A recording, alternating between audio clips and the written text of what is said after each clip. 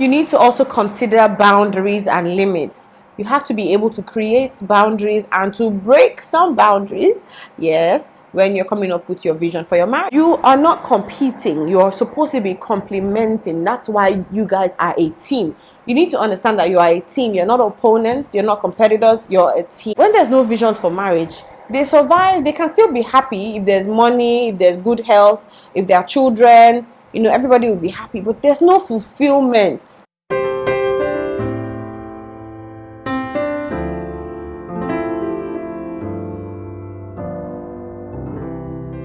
Hello guys, welcome to my channel. My name is Lade. I make faith, food, family and lifestyle videos from the city of Abeokuta, Ogun State, Nigeria. And it's my pleasure that you're on the channel today. Thank you so much for coming. Please, while you're here, subscribe, hit that red button, is free, and the notification bell as well, so that you are notified when there's a new video. So welcome to Faith Friday, and on today's video, as you can tell from the title, I'm talking about how to have a vision for your marriage. Because I see the analytics for my channel, I know that a lot of you watching are younger, and that just, I can interpret that to mean that you're not married. Okay, so some of you might be thinking, I'm not married, I don't need to have a vision for marriage. Excuse me, please, before you leave, just hold on and listen to this, because you do actually need a vision for your marriage. It's good. This video will be more useful to you if you're not married. Yeah, if you're already married, it's never too late for you to have a vision for your marriage. It's also never too early for you to have a vision for your marriage. So if you're not married and you're single, please just stay tuned, because this is for you. From the first Friday in November, when I spoke about why you need to have a vision, I talked about 3 reasons. I said for focus, for direction, and then for working with a sense of purpose. You know, and I defined what vision is. The simple layman definition of vision is just simply the ability to see, sight. You know, but that's not the type of vision I'm talking about. And I also defined the type of vision we're talking about throughout the month of November. The ability to have an imaginative, descriptive, vivid image of what you want for your future, either short-term or long-term. So even if you're visually impaired, even if you can't see physically, you have this ability to have a vision. Today, I like to liken this whole vision for marriage topic to building a house or building a structure.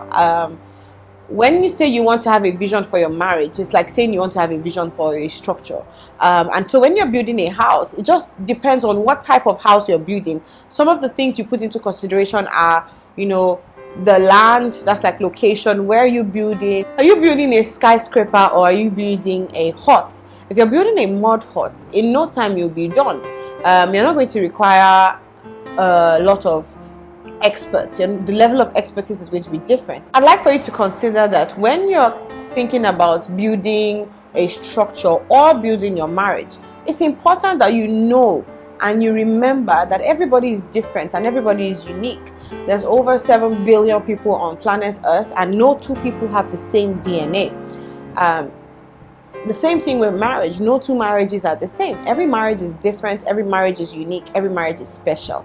So when you are thinking about the vision for your marriage, even as a single person, don't compare the marriage you want to the marriage you're seeing. Don't compare it to that of your parents. Don't compare it to that of, whether it's great or it's really bad, don't compare it to that of your aunties and uncles and mentors. It's good to admire, and you can pick a thing or two from their marriages and say, okay, I want this, I would like this, I would like this. But there's no copy and paste when it comes to marriage. Okay, everyone is special, everyone is unique, and everyone is different. So keep that in mind with marriage as well. So some people might be thinking like they are too why do we need a vision for marriage? Which one is vision for marriage now? See, let me tell you the thing. If you don't consciously decide on what you want as a vision for your marriage, you might still end up being happy. The vision for your marriage is not really about whether or not you'll be happy. It's about building what you desire. So you might end up getting married, but you might end up building a marriage that you do not desire. When you build a marriage you don't desire, there's no fulfillment. You end up living a life of regrets and all of that. So it's important that you figure out what your vision for marriage is early enough, even while you're single. What are your values? What's your belief system? The first thing is the atmosphere. What kind of atmosphere do you want in your home?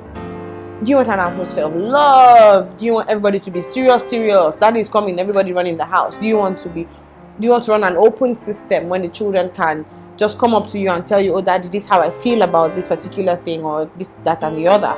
Do you want to run a hierarchical system where there's hierarchy? You have to consider your value system, your belief system, your character, your ability to communicate, that's your communication skill, your level of patience and trust. Although those things you can't, they say Rome wasn't built in a day, but at the end of the day, Rome was built. So although you can't fix those things in a day, you have to come to the consciousness that I have to work on my character, my communication skills, my trust, my level of trust and patience, if I want to get into marriage. You need to also consider boundaries and limits. You have to be able to create boundaries and to break some boundaries, yes, when you're coming up with your vision for your marriage. Because when you meet your spouse in courtship and dating, you begin to talk about, that is what you should be talking about. When I see young people that want to get married and they come for counseling, I'm asking them questions like, what's your purpose? What's your vision for life? Because I would ask, it almost seems like I'm too textbooky or I'm too this, that, and the other. But see, it doesn't really matter because I want the best for you. And I know that when you know these things and when you sort these things out, you have a smooth sailing in life. There'll be challenges, but then your anchor and your foundation will be solid. So it'll be really difficult for those challenges to deter you guys because there's a strong foundation. Another thing you should consider is finances. Again, because I'm a pastor's wife, I get to do a couple of counseling, and I've seen that a lot of relationships, some of the things that are like fundamental issues are things like finance. Like nobody's talking about the money matter. Everybody just assumes that it will be taken care of. How is it going to be taken care of? That is something to, this is not the video for that. You can let me know in the comment section if you want me to talk about that. Your vision for a marriage is really the future you imagine, the picture you want to see. And once you've identified what you desire for your own marriage as an individual, when you meet your partner or your spouse and maybe in courtship, preferably in courtship before you get married, you guys are talking about these things. You now say, okay, this is my vision, this is the other person's vision. What do we have in common? What are we agreeing on? What am I creating? What am I breaking? What boundaries and what limits are we creating together? Is now we. The next thing you need to do is set daily goals. They are very little things, but they can make a very big difference or impact. Little drops make an ocean. So one of the things my husband and I, have said that we would do even while we were courting is pray before we go to bed at night and when we wake up in the morning. Thank God for technology. It's easy to communicate wherever you are around the world. So even if he's off ministering somewhere or I'm off working in another location or something, we set this it's a little goal, but it makes a lasting impact. So we pray together. We like to read our goals together, look at our vision board, and do a form of exercise or the other. The next thing you need to do would be to have checkups, regular checkups. Just like you would go for your medical checkups, you're supposed to be doing your marriage checkups. I realized that we've been doing this, but we just didn't call it checkups.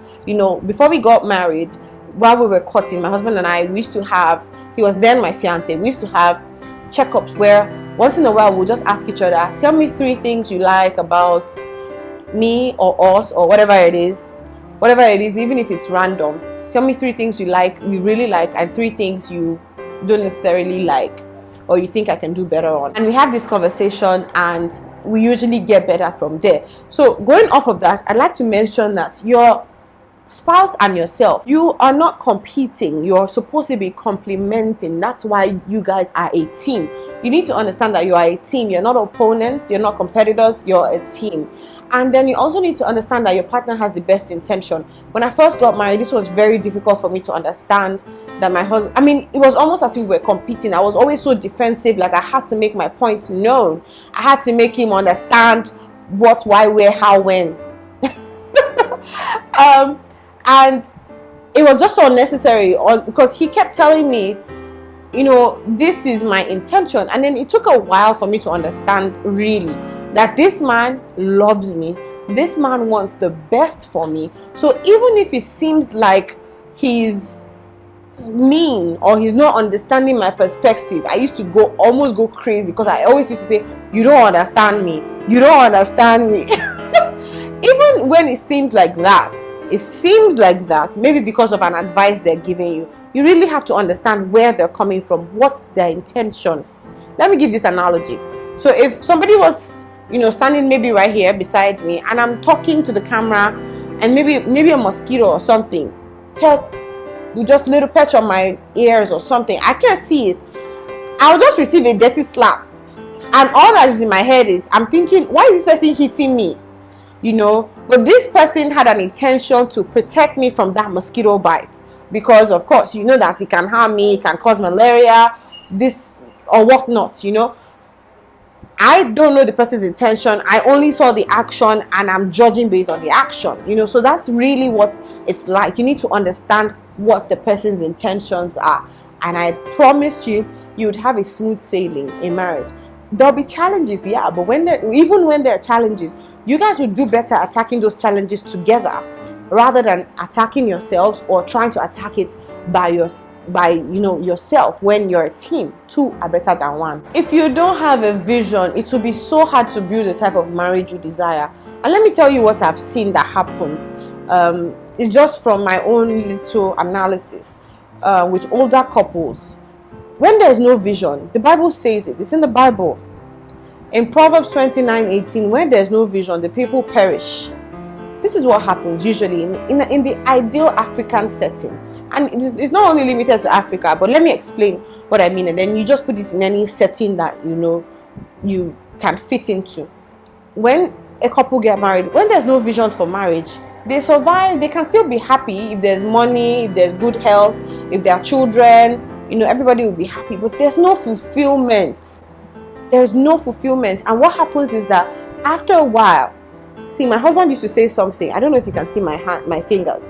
When you're going in one direction, okay, if somebody veers off even by a tiny little degree, okay, you can't tell now until you grow and grow and grow and grow. That's when you now see the impact of that person's growth.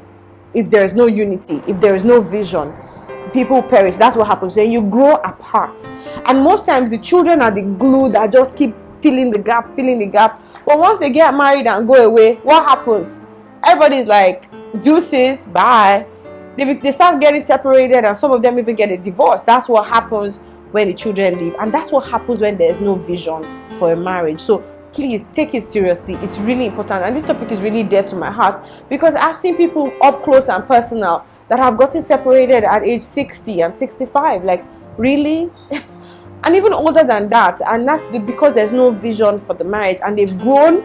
They seem happy, they seem like a role model couple, but they've grown apart. So you don't want that to happen to yourself and your loved one, your spouse or your partner. So please take this seriously. This is the end of today's episode, and I've really enjoyed it. I really have enjoyed it. I want to thank you so much for watching. Please let me know in the comment section if you watched this video up until now. Let me know if it was helpful to you.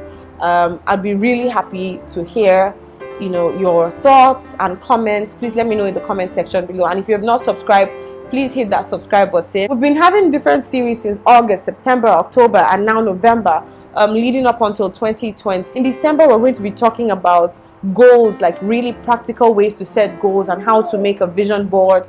And you're going to be so blessed. So please stay tuned to Faith Friday videos. We're getting into 2020 with a bang. Like, nothing is going to stop you in 2020. Thank you so much for watching, guys. Until next time, keep being the best version of you. Bye.